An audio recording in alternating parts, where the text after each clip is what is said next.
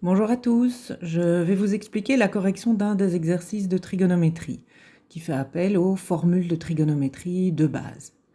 Alors dans cet exercice, on vous donne comme information que la tangente d'un angle alpha vaut moins 2 et l'angle alpha appartient au quadrant 2.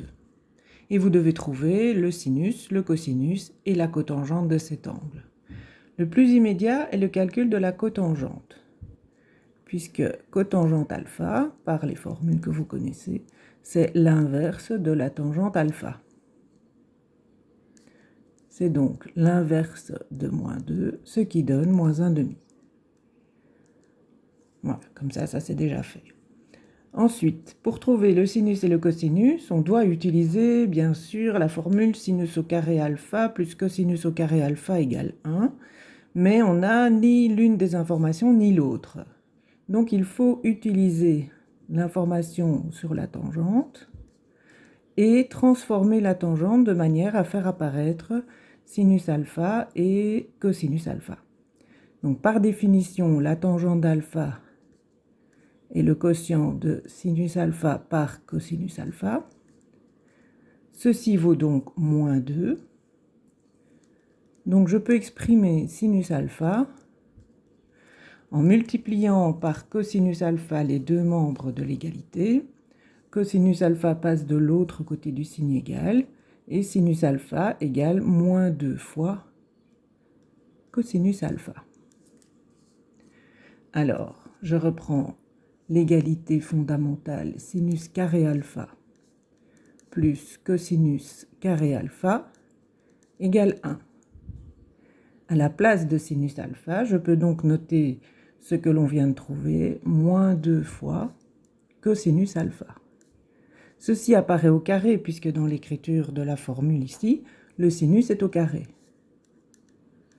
Je rajoute cosinus au carré alpha et cela doit valoir 1. Alors, moins 2 fois cos alpha au carré, c'est une expression avec un produit. Tout est au carré, on peut mettre chacun des facteurs au carré. Moins 2 au carré donne 4. Cos alpha au carré se note cos carré alpha et je recopie le reste. Alors ici, je peux additionner les deux termes. J'ai donc 5 fois cosinus carré alpha égale 1.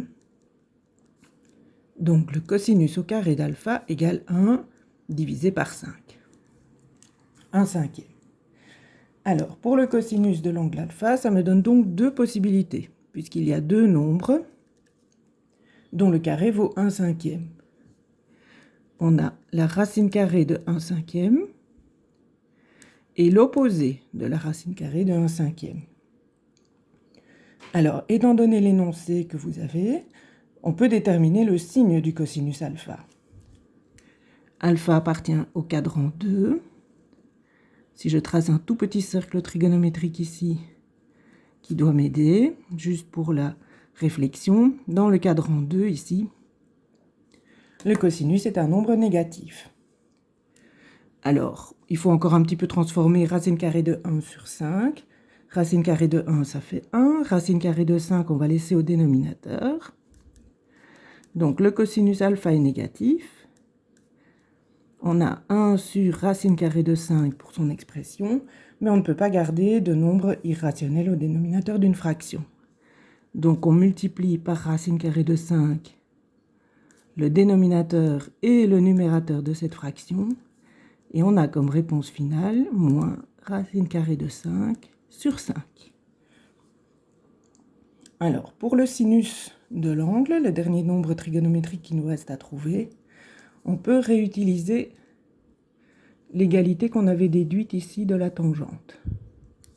Sinus alpha égale moins 2 fois le cosinus alpha.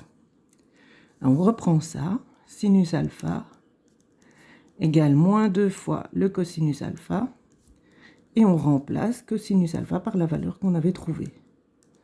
Moins racine carrée de 5 sur 5.